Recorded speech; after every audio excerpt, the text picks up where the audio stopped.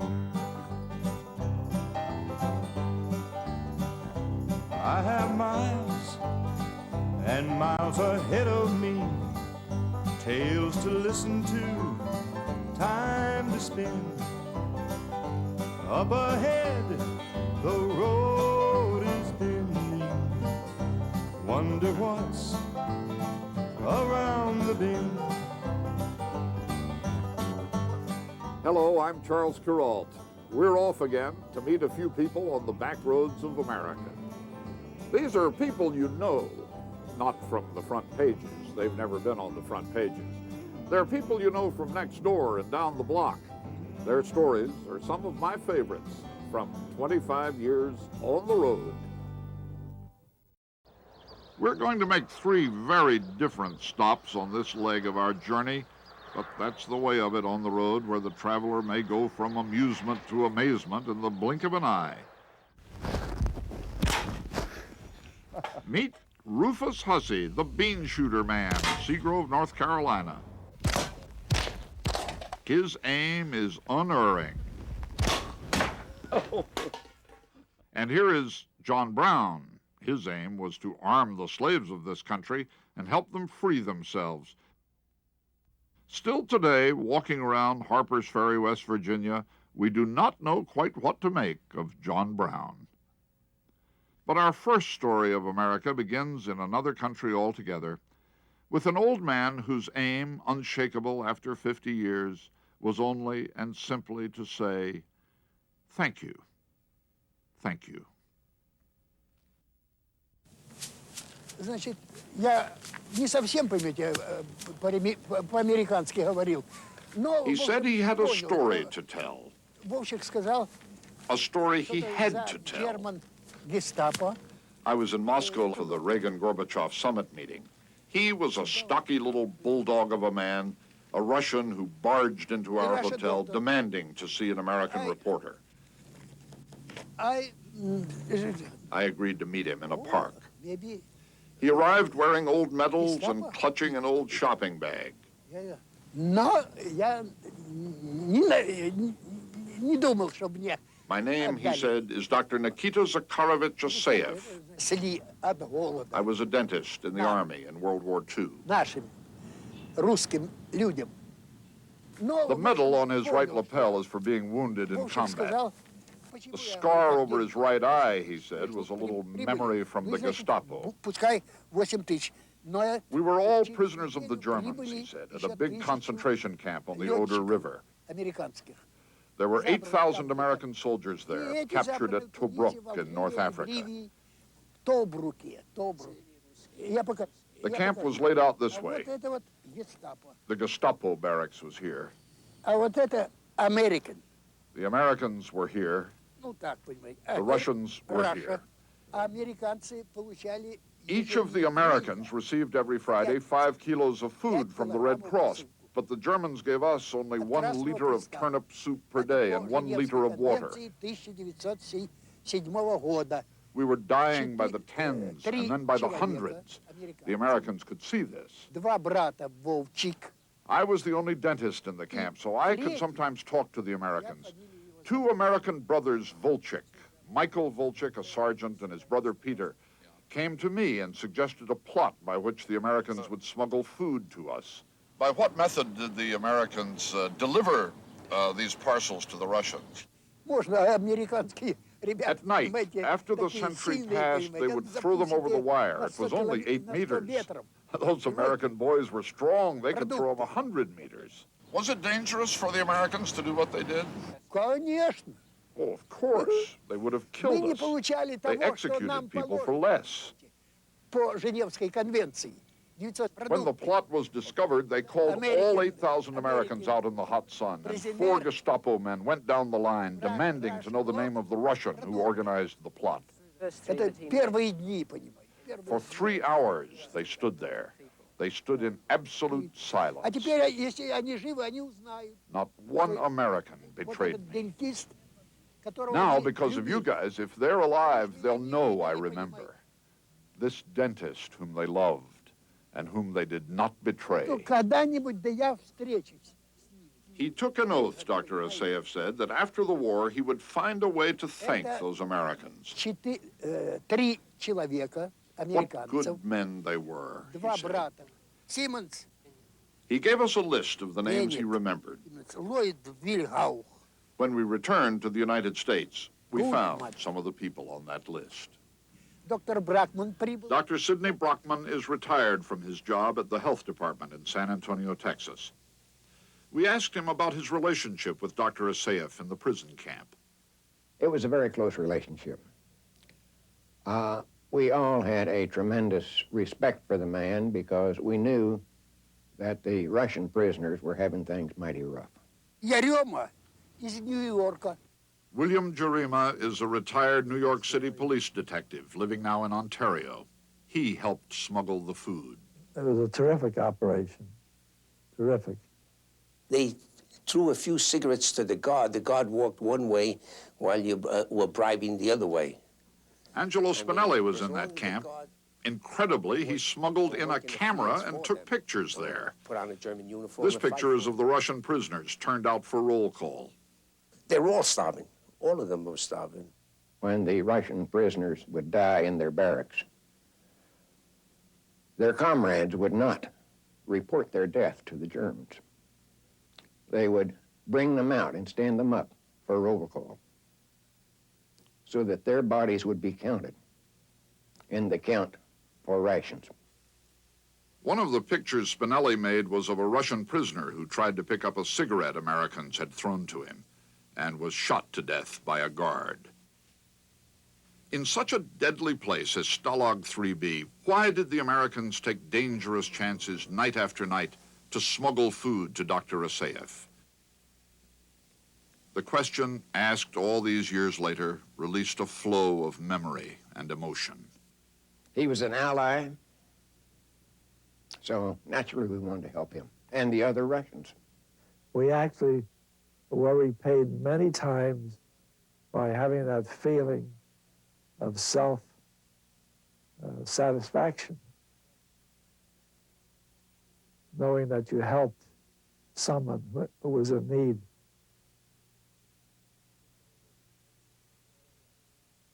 It's too bad we don't have more of that in the world today. On that park bench in Moscow, an old soldier opened a package of memoirs. Oh, these are my darlings, he said. These are my treasures. Among his treasures was a metal cigarette case inscribed from the American Dr. Brockman to the Russian Dr. Asayev.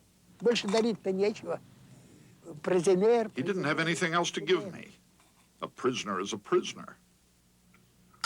In faraway San Antonio, Texas, Dr. Sidney Brockman found something he too has kept all these years. It was given to me by Dr. Asayev. It is a cigarette box, and inside, this little plaque, which says,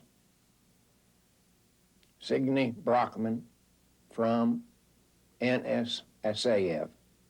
I have not believed in being a professional prisoner. It's over. It's done with. I want to forget it if I can. But I can't. Can you please ring for me a number in Moscow? After 43 years, two old comrades in arms were united by telephone. Yeah, William Yarema. I had written to him shortly after the war in 45 when I got home, and my letter came back. So I had assumed that he had perished. William. Yeah. William. Yeah, huh? William, Dr. Asayev said. William, write to me. Write to me, he said, and I will respond to you with all my heart. Yeah, that's done. It's a different type of weeping. It's actually it's one of joy and happiness. I thought he had been dead.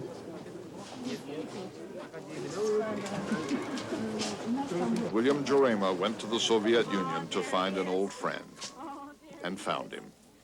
There he is. And Dr. Asayev's vow that someday he would find a way to say thank you to those Americans, his promise to himself of 43 years ago, was finally kept. Oh, isn't that lovely? I saw him last in 1945 in Luckenwald. To moje žena Verena. Oh, it's so nice to see you. I should say, Vila очень приятно. И ни один американец никогда не сказал, что это вот русский, понимаете? According to him, my group say that several hundreds of Russians. 6,5 тонн, 1350 пакетов. There were only actually about 8 of us that did the operation. We're supplying food to them. And the less that knew about it, the better off we were. Because It all happened a long time ago. They were young men thrown together by circumstance, a Russian army dentist, and a handful of American GIs who risked their lives to save his. He wanted them to know he remembers. Souvenir. They remember, too. Бракман, from. yeah, I appreciate his remembering me. I have never forgotten him. I will never forget him. What more can I say?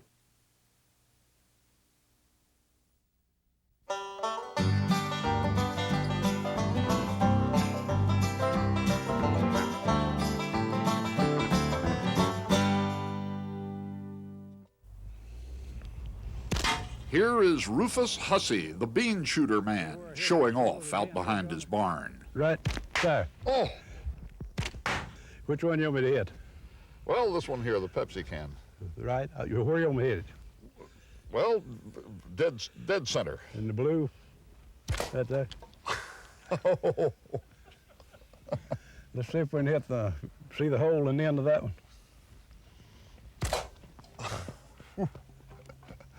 One more Pepsi. You want to hit it where it's blue or just... Yeah, hit it in the blue.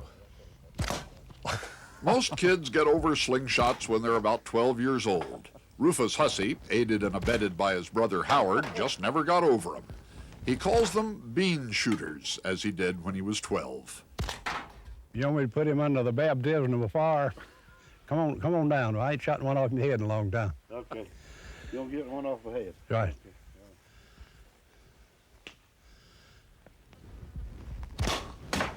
Oh. You do that often? Well, I'm afraid the law of averages is going to catch me one of these days. Everybody calls me the bean shooter man. The bean shooter man, like any great artist, numbers and signs his works and keeps count of the bean shooters he has made. I've made 5,956 to be exact, from 72. But before then, there's 40 years I was there ain't no numbers. He sells them and gives them away, and they come in various models. This is the Magnum bean shooter. Sort of a heavy-duty model for a little heavier work, you know.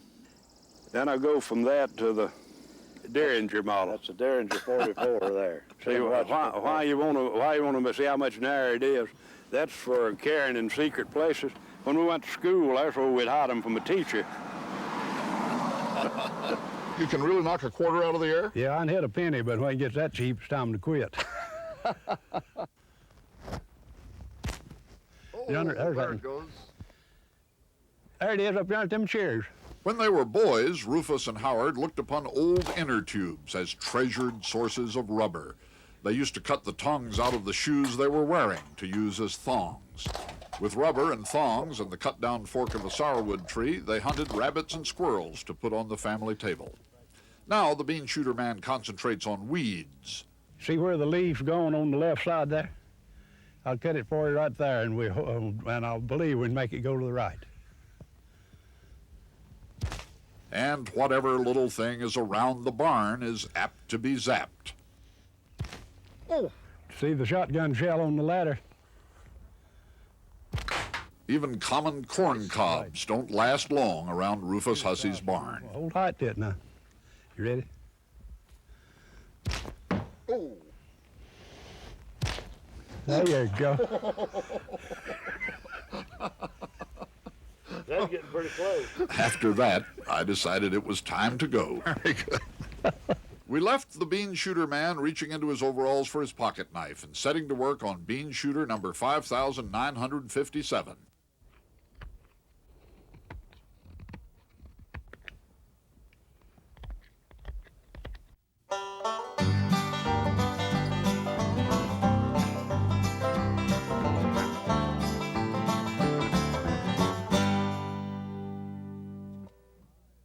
Those eyes of his, those furious eyes. It was said that nobody could look John Brown in the eye for more than a moment. Were they the eyes of an insane murderer or of a noble martyr? John Brown's body lies a moldering in the grave, but the presence of that wild old man can still be felt in the quiet streets of Harpers Ferry. It's an uncomfortable presence. We are uncomfortable with John Brown. All these years later, he still nags at our conscience. He crept into Harpers Ferry in the dark of a Sunday night, October 16th, 1859, across the old B&O Railroad bridge over there. He was a drifter, a sometime cattleman, farmer, tanner, wool merchant, and lately, out in bleeding Kansas, a brutal killer of pro-slavery settlers. He had failed at everything except the killing. With him that Sunday night were a quiet boy from New York who had never been away from home before, a former slave with a wife and several children in bondage in the South, a dandy from Yale, a hot-tempered prison escapee, 18 men in all. They called themselves the Provisional Army of the United States. Their incredible purpose was to seize the United States Armory and use Harpers Ferry as a fortress from which to arm the slaves of the South to fight for their freedom. Something in John Brown's eyes must have told them they could succeed. They couldn't, of course. They held the town until dawn. By noon, they were trapped by militia units rushing to Harpers Ferry. By afternoon, bullets were ricocheting around Harpers Ferry streets. Men were dying on both sides. And John Brown and the remnants of his army had been driven back to the Armory fire engine house, where only the hostages he held in this room saved him a few more hours. The town was surrounded by troops. Marines were on their way from Washington. 24 hours after he entered Harpers Ferry, John Brown must have known for certain he could never get out. He had brought into Harpers Ferry 1,000 picks, sharp knives on sticks. This is one of the 1,000. He was planning to pass them out to the slaves to use against their masters. They were never passed out and never used. One of these was found beside John Brown when United States Marines under Colonel Robert E. Lee stormed the firehouse, broke down the door, and took John Brown away. He and the 4 other survivors of his raid were tried at this courthouse in Charlestown, down the road from Harpers Ferry. John Brown was convicted of murder, treason, and insurrection, and was hanged a month later as an enemy of Virginia, the Union, and the human race. John Brown was an uneducated man, but he knew a few things. He knew that we could never have justice until those who were not injured were as concerned about injury as those who were.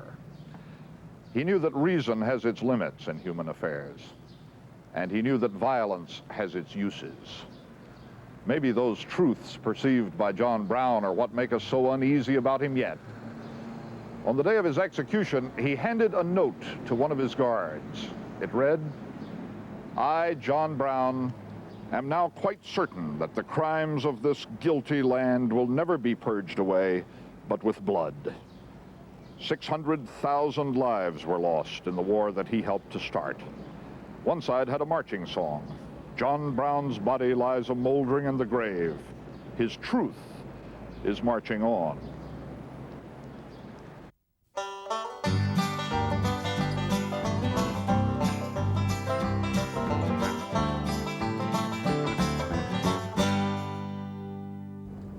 Well, time to say goodbye until our next trip together. We've heard about a story up the road here, but we kind of hope we never get there. With luck, we'll stumble upon something more interesting along the way. I can see the road is bending. Wonder what's around the bend.